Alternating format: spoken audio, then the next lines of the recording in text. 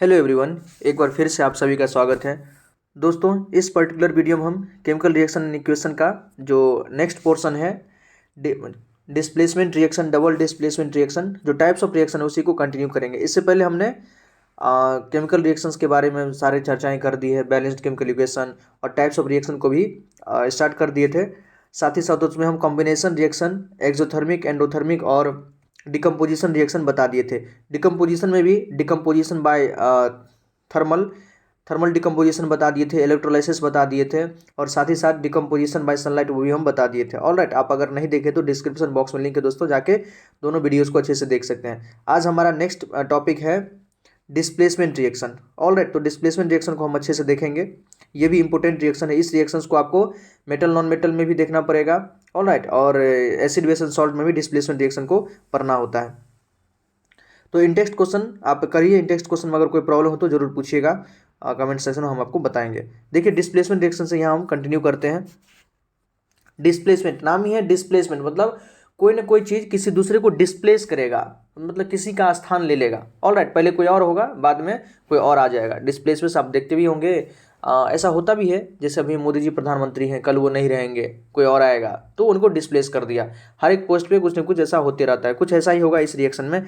Activity से इसको समझाया हुआ देखिए दोस्तों, क्या किया है ना। Take 3 iron nails and clean them by rubbing with sand paper. 3 iron lens लीजिए और उसको सैंड पेपर से थोड़ा साफ कर दीजिए। इसी कारण से क्यों साफ करते हैं? आयरन क्या है दोस्तों? आयरन हमारा मेटल का ऑब्जेक्ट होता है। मेटल आसानी से एयर में प्रेजेंट मॉइस्चर और ऑक्सीजन के साथ रिएक्शन कर लेता है और उस पर ऑक्साइड का लेयर बन जाता है, रस्ट वगैरह सब बन जाता है। इसलिए उसको सैंड पेपर से क्लीन करना इंपॉर्टेंट है। फिर देखिए, 2 टेस्ट ट्यूब लेना है, ए और बी, 10 ml का। उसमें हमको कॉपर सल्फेट सॉल्यूशन रखना है। ये कॉपर सल्फेट सॉल्यूशन है जो कि ब्लू कलर का होता है। याद रखिएगा, कॉपर सल्फेट जो होता है CuSO4 ब्लू कलर का एक सॉल्यूशन होता है, यूजुअली लेबोरेटरी वगैरह में अवेलेबल होता है। फिर क्या बताया है ना कि एक टेस्ट ट्यूब में आप देखिए, हम आपको बता रहे हैं कि इस एक टेस्ट ट्यूब में, जैसे ये टेस्ट ट्यूब है, इसमें आप आयरन नेल को डाल दीजिए। एक टेस्ट ट्यूब में आयरन नेल को डाल दीजिए और कुछ देर के छोड़ दीजिए। दूसरे टेस्ट ट्यूब में कुछ नहीं डालना है। मान लेते हैं इस टेस्ट ट्यूब में हम आयरन नेल डाले हैं दोस्तों, तो क्या करेगा? मेटल है आयरन, आयरन नेल क्या है? मेटल है। मेटल जो है कॉपर सल्फेट के साथ रिएक्शन करेगा। ऑल राइट, और उसके बाद देखिए कुछ देर के बाद उसका कलर जो है इस प्रकार से होगा। Iron nail taken out of from copper sulphate solution. जब कॉपर सल्फेट सोल्यूशन से हम आयरन नेल को निकालेंगे तो कुछ हमको इस प्रकार से उसमें दिखेगा उसका कलर। और ये हमारा जो कॉपर सल्फेट का सोल्यूशन पहले इस टाइप का था, अब इस टाइप का हो जाएगा। कंपेयर करने के लिए आपको बता रहे हैं कि पहले ऐसा था, अब बाद में वो कलरलेस हो जाएगा। तो ऐसा क्यों हुआ? ये एक्टिविटी जो हम किए थे, ये चेंजेस क्यों हुआ? कलर का चेंज हो जाना, गैस का इवोल्यूशन होना, टेम्परेचर में नीचे ऊपर होना, ये सब क्या है? केमिकल रिएक्शन का ही कहीं ना कहीं ये प्रॉपर्टीज़ है। तो कहीं ना कहीं केमिकल रिएक्शन हुआ होगा, उसी को हमको यहाँ पर पहचाना है कि यहाँ पर किस प्रकार का केमिकल रिएक्शन हुआ है। देखिए, why does the iron nail become brownish in colour and the blue colour of the copper sulphate solution fades away. मतलब आयरन नेल का जो कलर था वो ब्राउनिश क्यों हो गया, और जो कॉपर सल्फेट का सोल्यूशन था जो ब्लू कलर का था वो फेड्स क्यों हो गया? कॉपर सल्फेट सोल्यूशन जो ब्लू कलर का था वो कलरलेस क्यों हो गया? ठीक है, उसका हमको कारण ढूंढना है। तो इसके पीछे दोस्तों फॉलोइंग रिएक्शंस हुआ है। The following chemical reaction takes place. यहाँ जो कुछ रिएक्शंस हुआ है वो उसको दिखाया गया है, जो एक्टिविटी में रिएक्शन हुआ। देखिए, आयरन हम लिए थे नेल, आयरन नेल क्या है? सॉलिड है, और कॉपर सल्फेट सोल्यूशन एक्वस है। All right, copper sulphate blue colour का होता है। ये दोनों आपस में जब रिएक्शन करता है तो बनता क्या है? आयरन सल्फेट, जिसको हम FeSO4 फेरस सल्फेट भी बोलते हैं। और साथ ही साथ कॉपर जो था डिस्प्लेस हो गया, कॉपर को डिस्प्लेस कर दिया। तो इस प्रकार का रिएक्शन हुआ। In this reaction iron has displaced. ये आयरन क्या करता है दोस्तों? ये जो कॉपर सल्फेट में कॉपर है ना, कॉपर को डिस्प्लेस कर देता है। मतलब सल्फेट के साथ पहले कौन था? कॉपर था। लेकिन जब आयरन आता है ना, तो आयरन जो है कॉपर को डिस्प्लेस कर देता है, कहता है हम सल्फेट के साथ बॉन्ड बनाएंगे। ये तो था केमिकल रिएक्शन। क्या होता है? बॉन्ड ब्रेक होता है और दूसरे के साथ बॉन्ड बनता है, बॉन्डिंग का रीअरेंजमेंट होता है। तो कुछ वैसा ही यहाँ पर होता है। Iron has displaced or removed another element copper from copper sulfate solution. This reaction known as displacement reaction. इसलिए इस रिएक्शन को हम डिस्प्लेसमेंट रिएक्शन कहते हैं। क्यों? क्योंकि आयरन ने कॉपर को डिस्प्लेस कर दिया। डिस्प्लेसमेंट रिएक्शन का कुछ और एग्जांपल देखते हैं। जिंक का जब हम कॉपर सल्फेट के साथ रिएक्शन करा देते हैं, कुछ इसी प्रकार रिएक्शन जिंक सल्फेट और कॉपर। जिंक भी क्या करता है? कॉपर को डिस्प्लेस कर देता है। फिर लेड का पीबी क्या होता है दोस्तों? लेड होता है। ठीक है, एटॉमिक नंबर लेड का क्या होता है? प्लीज कमेंट सेक्शन में आप जरूर बताइएगा अगर आप यहाँ तक पहुंचे हैं तो। लेड जब कॉपर क्लोराइड के साथ रिएक्शन करता है तो बनता है lead chloride plus copper. Lead भी कॉपर को डिस्प्लेस कर देता है। तो कैसे पता लगे कि कौन किसको डिस्प्लेस कर रहा है? तो इसको बताने के लिए दोस्तों बहुत ही आसान सा एक ट्रिक है। इलेक्ट्रोकेमिकल सीरीज आपका अपने कभी पढ़ा होगा। मेटल का जो इलेक्ट्रोकेमिकल सीरीज है वो हम आपको बता देते हैं यहाँ पर। बहुत ही आसान ट्रिक है, उसको याद कर लीजिए, नहीं तो डिस्क्रिप्शन बॉक्स उसका लिंक मिल जाएगा, उसको वहाँ से भी आप देख के 1-2 बार रिपीट कीजिए तो याद हो जाएगा। देखिए इलेक्ट्रोकेमिकल सीरीज में क्या क्या है। सोडियम है K, sodium, potassium, calcium, magnesium, aluminium, zinc, फिर iron, lead, hydrogen, copper, silver और गोल्ड, Au।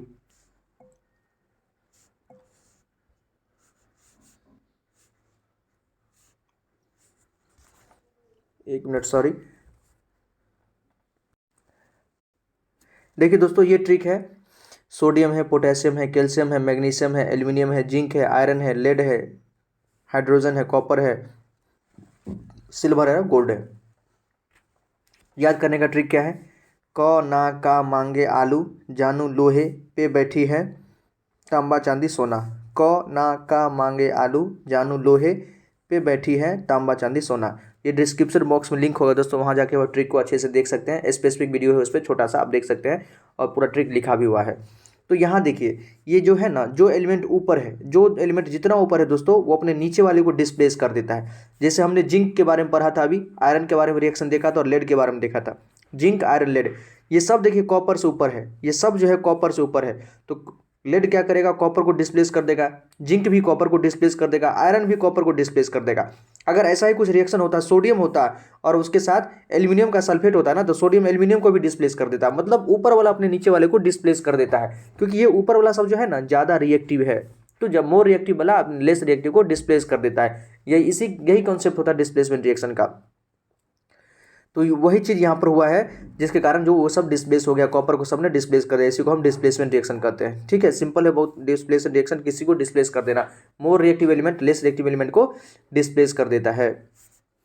यही लिखा हुआ है, zinc and lead are more reactive element than copper. आपने देखा था जिंक, और हम बताए ना जानू लोहे, जानू जो है लोहा, जानू लोहे पे बैठी है तांबा। ये सब zinc, iron, lead, zinc, iron, lead दोस्तों तीनों जो है कॉपर से ऊपर होता है। मतलब तीनों जो है कॉपर से ज़्यादा रिएक्टिव होती है। ये तीनों कॉपर को डिस्प्लेस कर देगा। ऑलराइट, कॉपर कभी भी इसको डिस्प्लेस नहीं कर पाएगा। अब देखते हैं हम डबल डिस्प्लेसमेंट रिएक्शन। वहाँ सिंगल डिस्प्लेसमेंट रिएक्शन था, ये है डबल डिस्प्लेसमेंट। मतलब दो रिएक्टेंट में होगा, दो, अब वो क्या करेगा, दोनों क्या होगा, डिस्प्लेस कर देगा आपस में एक दूसरे को।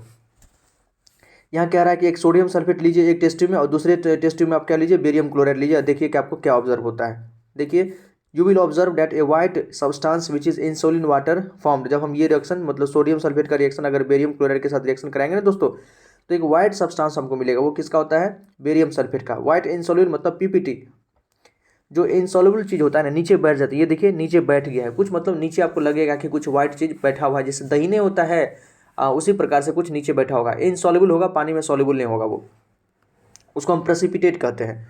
Any reaction that produce a precipitate can be called a precipitation reaction. तो ये भी याद रखिएगा। मतलब एनसीईआरटी तो बहुत कम के बारे में लिखती है। एनसीईआरटी अभी तक आपने बस कॉम्बिनेशन और डिकम्पोजिशन रिएक्शन, लेकिन उसी में कॉम्बिनेशन में उसने एक्सोथर्मिक रिएक्शन के बारे में बता दिया, डिकम्पोजिशन में उसने एंडोथर्मिक रिएक्शन के बारे में बता दिया, और डबल डिस्प्लेसमेंट उन्होंने प्रेसिपिटेशन रिएक्शन के बारे में बता दिया। कोई और अदर बुक रहती तो सारे रिएक्शन को अलग अलग स्पेसिफाई करके लिखती है, लेकिन एनसीईआरटी जो है एक के साथ ही दो को अपना लपेट लेती है। तो चूंकि यहाँ पीपीटी भी बनता है, इसलिए इसको हम प्रेसिपिटेशन रिएक्शन भी बोलते हैं। और यहाँ देखिए ना, ये आपस में एक दूसरे को डिस्प्लेस कर देता है। सोडियम पे चार्ज कैसा होता है दोस्तों, प्लस होता है। सल्फेट पे कैसा होता है, माइनस होता है। बेरियम पे चार्ज कैसा, प्लस है। क्लोरीन पे कैसा चार्ज होता है, माइनस। तो ये प्लस वाला इसके साथ जाएगा और ये माइनस वाला इसके साथ जाएगा। आपस में दोनों एक दूसरे को डिस्प्लेस कर दिया। इसलिए सोडियम क्या है, किसके साथ, क्लोरीन के साथ, तो सोडियम क्लोराइड बना। और यहाँ जो सल्फेट था ये माइनस होता है, ये जाएगा बेरियम के पास, तो बेरियम के पास। तो आपस में कैटायन एनायन का एक्सचेंज हो जाता है। इसी को हम डबल डिस्प्लेसमेंट रिएक्शन कहते हैं, याद रखिएगा। What causes this? The white PPT BSO4 is formed by the reaction of sulfate and barium. The other product form is sodium chloride which remains in the solution. जो दूसरा product बना है sodium chloride, वो चूंकि नमक है, sodium chloride क्या नमक है, तो वो पानी में सॉल्युबल होता है, तो वो उसी में है। Such reaction in which there is an exchange of ions between the reactant are called double displacement reaction. ऐसा रिएक्शन जिसमें आयंस का एक्सचेंज हो, कैटायन एनायन के बीच में आयंस का एक्सचेंज, उसको हम क्या कहेंगे? डबल डिस्प्लेसमेंट रिएक्शन कहेंगे। और जिसमें इनसॉल्युबल प्रेसिपिटेट बने उसको हम दोस्तों प्रेसिपिटेशन रिएक्शन कहेंगे। तो यूजुअली जो डबल डिस्प्लेसमेंट रिएक्शन होता है वो प्रेसिपिटेशन रिएक्शन भी होता है। एक एक्टिविटी यहाँ पर कह रहा है आपको कि जो एक्टिविटी 1.2 में था, लेड नाइट्रेट को हम क्या किए? पोटेशियम आयोडाइड के साथ मिलाते थे। इस रिएक्शन को भी देख लीजिए थोड़ा। लेड नाइट्रेट क्या होता है दोस्तों? हम पहले भी बताएं, PbNO3, ये होता है PbNO3, लेड नाइट्रेट PbNO3 का होल टाइस प्लस पोटेशियम आयोडाइड। ठीक, इसको जब मिलाइएगा ना टेस्ट ट्यूब में लेके, ऐसे अलग अलग टेस्ट ट्यूब में, फिर एक टेस्ट ट्यूब में इसको मिलाइएगा तो क्या बनेगा? यहाँ भी कैटायन आयन, लेड पे चार्ज क्या होता है दोस्तों? प्लस होता है, नाइट्रेट माइनस होता है, पोटेशियम प्लस होता है, और ये एक minute sorry, lead nitrate plus KI, ये क्या बनाएगा आपका? देखिए ये प्लस है, ये माइनस है, ये प्लस है, ये माइनस है, एक्सचेंज कर दीजिए ना, इसका प्लस इसके माइनस के साथ, इसका माइनस इसके प्लस के साथ, क्या बन जाएगा? PbI2 lead iodide plus potassium nitrate KNO3। Formula तो आपको आता होगा लिखने। PbI2 क्या है हमारा? ये हमारा PPT बन जाता है, यही PPT बन जाता है, मतलब यही रिएक्शन के बारे में बता रहा है। आप इस रिएक्शन को एक कॉपी में लिख लीजिए, फिर इस एक्टिविटी को अच्छे से पढ़िएगा। कह रहा है right the balanced chemical equation for this reaction. आसानी से बैलेंस किया जा सकता है, हीट एंड ट्रायल मेथड से आप इसको बैलेंस कर सकते हैं। तो ये भी अपने आप में एक डबल डिस्प्लेसमेंट रिएक्शन था, क्योंकि कैटायन और एनायन आपस में एक्सचेंज हो रहा था। अब इंपॉर्टेंट है ऑक्सीडेशन एंड रिडक्शन, बहुत ही ज़्यादा इंपॉर्टेंट है, बार बार आपको यूज होगा। कार्बोनेट्स कंपाउंड में भी ऑक्सीडेशन रिएक्शन के बारे में बताया गया है, मेटल नॉन मेटल में आप पढ़ेंगे ही, साथ ही साथ एसिड बेस एंड सॉल्ट में भी हम इसको पढ़ेंगे। ठीक है, मतलब जो भी रिएक्शन यहाँ पढ़ेंगे ना, सारा आगे आपको चैप्टर में काम आएगा। क्या क्या देखिए, यहाँ भी एक्टिविटी दिखाया गया है, एनसीईआरटी तो एक्टिविटी भी सही खेलती है सारा काम। एक ट्राइपॉड स्टैंड है और ये वायर गॉज लगा दिया है, इसमें कॉपर, एक चाइना डिश लिया गया है, इसमें कॉपर को रख दिया गया है, इसको हम हीट कर रहे हैं। तो जब हम कॉपर को हीट करेंगे दोस्तों, तो कॉपर क्या होगा? ब्लैक कलर का सब्सटेंस बना लेता है। The surface of copper powder becomes coated with black copper oxide. जो कॉपर था ना, वो ब्लैक कॉपर ऑक्साइड बन जाता है। ऐसा क्यों हुआ? ब्लैक कलर क्यों बन गया? This is because oxygen added to the copper and copper oxide is form. ऐसा इसलिए हुआ क्योंकि कॉपर के साथ ऑक्सीजन आपस में क्या किया? रिएक्शन कर लिया और कॉपर ऑक्साइड बन गया। पहले कॉपर था वो रेडिश ब्राउन कलर का होता है, लेकिन जैसे ही उसको हम हीट किए ना, तो ऑक्सीजन के प्रेजेंस में वो क्या हुआ? रिएक्शन कर लिया, कॉपर ऑक्साइड बना लिया, जिससे उसका कलर ब्लैक हो गया, वो कॉपर ऑक्साइड बन गया। कॉपर के साथ ऑक्सीजन तो कॉपर ऑक्साइड, चूंकि एडिशन ऑफ ऑक्सीजन उसी को क्या कहते हैं? Oxidation reaction. ऑक्सीडेशन में क्या होगा दोस्तों? या तो एडिशन ऑफ ऑक्सीजन होगा या रिमूवल ऑफ हाइड्रोजन। या तो ऑक्सीजन को जोड़ देते हैं किसी के साथ, या उससे अगर हाइड्रोजन को रिमूव कर देते तो उसी को हम कहते हैं ऑक्सीडेशन रिएक्शन हो गया। All right, if hydrogen gas is passed over this heated material, कह रहा कॉपर ऑक्साइड में अगर हम हाइड्रोजन गैस पास करा दें दोस्तों, तो हाइड्रोजन क्या करता है? इस ऑक्सीजन को छीन लेता है। ठीक है, the black coating on the surface turns brown. तो जो ब्लैक कोटिंग था कॉपर ऑक्साइड का, वो फिर से ब्राउन हो जाता है, मतलब कॉपर द्वारा हमको मिल जाता है तो वो ब्राउन हो जाता है। As the reverse reaction takes place, क्योंकि रिवर्स रिएक्शन हो जाता है, जैसे यहाँ पर दिखाया गया है कि कॉपर ऑक्साइड में अगर हाइड्रोजन को हम ऐड कर देते तो कॉपर प्लस H2O बन जाता है। फिर देखिए, if a substance gains oxygen during a reaction it is said to be oxidise. अगर कोई सब्सटेंस ऑक्सीजन गेन करता है उसको हम क्या कहते हैं? वो सब्सटेंस ऑक्सीडाइज हो गया है। If a substance loses oxygen, अगर कोई सब्सटेंस ऑक्सीजन लूज करता है तो उसको हम क्या कहते हैं? कि वो रिड्यूस हो गया है। जैसे कॉपर यहाँ पर ऑक्सीजन को गेन किया था, तो इसलिए कॉपर का क्या हो गया? कॉपर ऑक्सीडाइज हो गया। और यहाँ कॉपर ऑक्साइड हाइड्रोजन को लूज, कॉपर ऑक्साइड जो ऑक्सीजन को लूज किया है, तो कॉपर क्या हो गया? रिड्यूस हो गया है। During this reaction, the copper oxide is losing oxygen and being reduced. The hydrogen gaining oxygen and is being oxidized. Hydrogen क्या क्या ऑक्सीजन को गेन किया, ये जो हाइड्रोजन ऑक्सीजन को गेन किया, इसलिए हाइड्रोजन क्या हो गया? हमारा ऑक्सीडाइज हो गया है। In other word, one reactant gets oxidise while the other gets reduced. एक क्या होगा? ऑक्सीडाइज होगा, दूसरा क्या होगा? रिड्यूस्ड होगा। During reaction such reaction are called oxidation reduction reaction और रिडॉक्स रिएक्शन। ऐसे रिएक्शन को ऑक्सीडेशन रिडक्शन रिएक्शन या रिडॉक्स रिएक्शन कहेंगे। रिडॉक्स रिएक्शन हमेशा मतलब पेयर में होता है दोस्तों। ऐसा नहीं होगा कि किसी का ऑक्सीडेशन हुआ और सिर्फ ऑक्सीडेशन होकर ही रुक जाएगा। अगर ऑक्सीडेशन हुआ है ना, तो किसी न किसी का वहाँ पर रिडक्शन जरूर हुआ होगा। ये हमेशा पेयर में होता है, इसलिए उसको रेडॉक्स रिएक्शन कहते हैं। जैसे यहाँ देखिए, कॉपर ऑक्साइड है प्लस हाइड्रोजन है, कॉपर प्लस H2O है, तो कॉपर ऑक्साइड से क्या बना है? कॉपर, मतलब कॉपर ने, ये कॉपर ऑक्साइड था, बन गया है कॉपर, ऑक्सीजन को लूज किया है, मतलब रिड्यूस हुआ है। ठीक है, हाइड्रोजन देखिए यहाँ पर हाइड्रोजन था, बन गया H2O, मतलब हाइड्रोजन ने ऑक्सीजन को गेन किया, इसलिए हाइड्रोजन क्या हुआ? ऑक्सीडेशन हुआ है। ठीक है, तो हाइड्रोजन का हुआ ऑक्सीडेशन दोस्तों, तो ये क्या होगा? हमारा रिड्यूसिंग एजेंट इसको कहते हैं। जिसका ऑक्सीडेशन होता है उसको रिड्यूसिंग एजेंट कहते हैं, और जिसका रिडक्शन होता है उसको हम ऑक्सीडाइजिंग एजेंट कहते हैं। इससे भी क्वेश्चन आता है, ध्यान रखिएगा। उसी प्रकार से यहाँ देखिए zinc oxide plus carbon, zinc oxide, zinc के साथ ऑक्सीजन है यहाँ पर, लेकिन बन क्या गया है, जिंक, मतलब जिंक के साथ जो ऑक्सीजन था, जिंक ऑक्साइड के साथ वो ऑक्सीजन गैप हो गया, मतलब जिंक का क्या हो गया, रिडक्शन हो गया है। और कार्बन के साथ तो कुछ नहीं था, कार्बन अकेला है, लेकिन कार्बन के साथ क्या ऑक्सीजन आ गया, कार्बन मोनोऑक्साइड बन गया। ये क्या हो गया हमारा, कार्बन मोनोऑक्साइड। इस कार्बन का क्या हो गया, ऑक्सीडेशन हो गया। तो जिंक का क्या हो गया, रिडक्शन, और कार्बन का क्या हो दोस्तों, ऑक्सीडेशन, याद रखिएगा। उसी प्रकार से MnO2 मैग्नीज डाइऑक्साइड, मैग्नीज के साथ ऑक्सीजन है, देखिए ऑक्सीजन गैप हो गया, MnCl2 बन गया, ऑक्सीजन गैप हो गया, मतलब मैग्नीज का क्या हुआ, रिडक्शन हुआ है। मैग्नीज का रिडक्शन मतलब ऑक्सीजन का चला जाना या हाइड्रोजन का आना क्या होता है, रिडक्शन होता है। और ऑक्सीजन का आना, हाइड्रोजन का चला जाना क्या होता है, ऑक्सीडेशन होता है। यहाँ HCl में देखिए हाइड्रोजन के साथ तो कोई ऑक्सीजन नहीं था, लेकिन यहाँ देखिए H2O, हाइड्रोजन के साथ ऑक्सीजन आ गया, मतलब यहाँ ऑक्सीडेशन हुआ है, हाइड्रोजन का ऑक्सीडेशन, HCl का ऑक्सीडेशन हुआ है। ठीक है, बहुत आसान है। Carbon is oxidized to carbon monoxide and zinc is reduced to zinc. HCl is oxidized to Cl2, whereas MnO2 is reduced to MnCl2. From the above example, we can say that if a substance gains oxygen or loses hydrogen during a reaction is called oxidized. If a substance loses oxygen or gains hydrogen during a reaction is called reduced. मतलब कोई substance अगर hydrogen को, मतलब oxygen gain कर रहा है या hydrogen को लूज कर रहा है तो उसको हम क्या कहेंगे, वो ऑक्सीडेशन हुआ है उसका। और कोई सब्सटेंस ऑक्सीजन को लूज कर रहा है और हाइड्रोजन को गेन कर रहा है, मतलब उसका रिडक्शन हुआ है। ठीक है, बहुत आसान है। एक्टिविटी 1.1 में हम क्या किए थे दोस्तों, मैग्नीशियम को हम मतलब जलाए थे ऑक्सीजन के प्रेजेंस में, क्या बना था, मैग्नीशियम ऑक्साइड बना था। अब देखिए मैग्नीशियम के साथ ऑक्सीजन जुड़ गया, मैग्नीशियम ऑक्साइड बन गया, क्या होगा, ऑक्सीडेशन रिएक्शन है। अब है कोरोजन, कोरोजन का मतलब क्या है, जंग लगना, क्षरण होता है, वैसे तो संक्षारण या क्षरण होता है, तो कोरोजन का मतलब है जंग होता है दोस्तों। जैसे इसमें क्या कर रहा है ना कि हम जो कोई भी नया ऑब्जेक्ट लाते हैं दोस्तों, जैसे if you must have observe that iron articles are shiny when new. हम सभी जानते हैं कि कोई भी आयरन का जो ऑब्जेक्ट होता है जब नया होता है तो एकदम शाइन करते रहता है, but get coated with a reddish brown powder when left for some time. लेकिन कुछ ही दिन के बाद क्या होता है ना, वो रेडिश ब्राउन कलर का उस पर लेयर लग जाता है, मतलब जंग लग जाता है। इसी प्रोसेस को हम रस्टिंग ऑफ आयरन कहते हैं। Some other metal also get tarnished in this manner. कुछ और मेटल के साथ, आयरन के साथ तो होता ही है, जैसे हमारी मदर जो है गोल्ड और जो है दोस्तों, गोल्ड और जो सिल्वर का ज्वेलरी वगैरह यूज़ करती है, जैसे सिल्वर का पायल बनता है तो देखिएगा पायल को भी बार बार साफ करवाना पड़ता है, गोल्ड को भी साफ करवाना पड़ता है, क्योंकि वो भी मेटल का ऑब्जेक्ट है, तो मेटल का ऑब्जेक्ट यूजुअली टार्निश्ड हो जाता है, मतलब उसका कलर जो है थोड़ा फेड कर जाता है, चमक वो नहीं रह पाता है कुछ दिनों बाद। ऑब्वियसली बात है, मेटल है, आसानी से एयर में प्रेजेंट ऑक्सीजन के साथ, मॉइस्चर के साथ रिएक्शन करेगा। उसी प्रकार से कॉपर पे भी रस्ट लगता है। Have you notice that the colour of the coating formed on copper and silver. Copper और सिल्वर पर जो कलर बनता है, क्या आपने कभी उसको नोटिस किया है।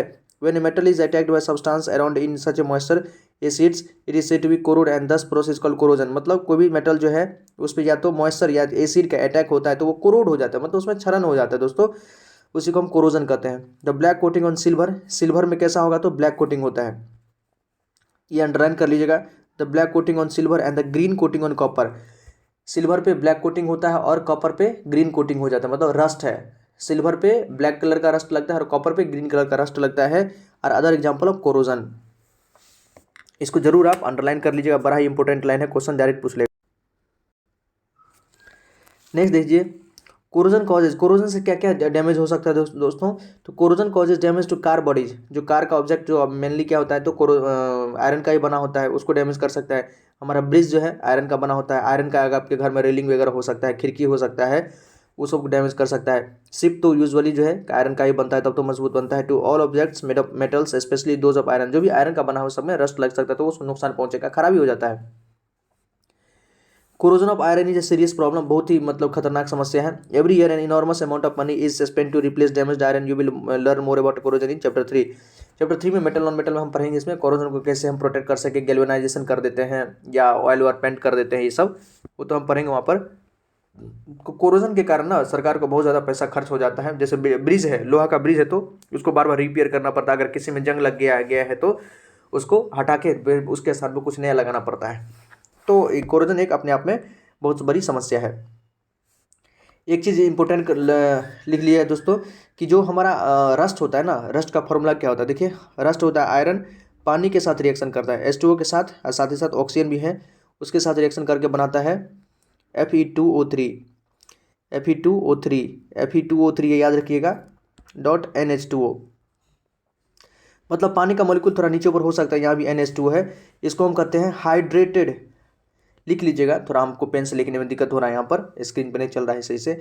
लिखिएगा, ये जो रस्ट होता है ना, तो ये होता है हाइड्रेटेड आयरन ऑक्साइड। आयरन को भी कौन, फेरिक, Fe2O3 क्या होता है दोस्तों, फेरिक, Fe फेरिक ऑक्साइड। आपको क्वेश्चन क्या आएगा यहाँ से कि जो रस्ट होता है हमारा फेरिक ऑक्साइड होता है या फेरस ऑक्साइड होता है, तो फेरिक, ये Fe है ना, +3 वाला है। यहाँ जो आयरन होता है यहाँ पर उसका +3 ऑक्सीडेशन स्टेट होता है, इसलिए उसको हम हाइड्रेटेड फेरिक ऑक्साइड। हाइड्रेटेड क्यों, क्योंकि पानी भी इसके साथ, तो हाइड्रेटेड फेरिक ऑक्साइड बोलते हैं, फेरस नहीं। याद रखिएगा, ये क्वेश्चन पूछा गया है कई बार बोर्ड वगैरह में, कॉम्पिटिटिव एग्जामिनेशन में, कि रस्ट क्या होता है, व्हाट इज रस्ट, तो rust is hydrated ferric oxide, not ferrous oxide. आगे बढ़ते हैं, अब है रेंसिडिटी। रेंसिडिटी मतलब होता है कि आपका भोजन वगैरह जो होता है जिसमें ऑयल और होता है, ऑयल फैट होता है, वो उसका खराब हो जाना, वो भी ऑक्सीडाइज हो जाता है, तो खराब हो जाता है। हैव यू एवर टेस्टेड और smelled the fat oil containing food materials left for a long time. करा कि आप जब कभी फूड मटेरियल्स आपका घर में बच जाता है तो कुछ देर के बाद देखिएगा उसका स्मेल जो है, बहुत ही स्मेल या टेस्ट खराब होने लगता है, अब अजीब लगता है। When fats and oil are oxidise, जब फैट्स और ऑयल ऑक्सीडाइज होता है, दे बिकम रेंसिड, वो खराब हो जाता है, and their smell and taste change. परिणाम क्या होगा, उसका स्मेल और टेस्ट दोनों चेंज हो जाता है। Usually substance which prevent oxidation, वैसा सब्सटेंस जो ऑक्सीडेशन से प्रिवेंट करता है उसको हम क्या कहते हैं, antioxidant, are added to food containing fats and oil. जो भी हमारा फूड है ना जिसमें फैट्स और ऑयल वगैरह होता है, जैसे आप जो भी चिप्स वगैरह खरीदते हैं उसके अंदर एंटीऑक्सीडेंट ऐड किया जाता है कि वो ऑक्सीडाइज ना हो। Keeping food in air tight container has to slow down oxidation, या तो फूड को आप एंटीऑक्सीडेंट रख दीजिए या एयर टाइट कंटेनर में रखिए ताकि ऑक्सीजन ना जाए, तो उससे भी आपका फूड जो है बचा रहेगा। Do know that chip manufacture usually flush bag of chips with gas such as nitrogen to prevent the chips from getting oxidised. देखिए बड़ा इंपॉर्टेंट लाइन है दोस्तों, कि जो चिप मैन्युफैक्चर होता है, जहाँ से भी चिप वगैरह बनता है ना, वो क्या करते हैं, उस पैकेट में नाइट्रोजन गैस को डालते हैं। नाइट्रोजन गैस क्या होता है, एक प्रकार से इनर्ट गैस है, यहाँ पर चीज़ों यहाँ एंटीऑक्सीडेंट का काम करता है। जो हमारा जो उसके अंदर जो फूड रहता है, लेज हो सकता है, कुरकुरे हो सकता है, वो ऑक्सीडाइज नहीं होता है, तो हमारा वो भोजन लंबे समय तक चलता है। तो नाइट्रोजन गैस के बारे में याद रखिएगा, एंटीऑक्सीडेंट के रूप में हम इसी को यूज़ करते हैं। तो इसी के साथ दोस्तों हमारा ये चैप्टर समाप्त हो गया। ये हमारा तीसरा वीडियो था। प्लीज़ कमेंट सेक्शन में जरूर बताइएगा आपको वीडियो कैसा लगा, और कोई क्वेरी हो तो जरूर कमेंट सेक्शन में पूछिएगा। साथ ही साथ ये इंटेक्स्ट क्वेश्चन बहुत आसान है, कीजिएगा, कोई प्रॉब्लम हो तो जरूर पूछेगा, हम इसको बताएंगे। धन्यवाद दोस्तों, जय हिंद।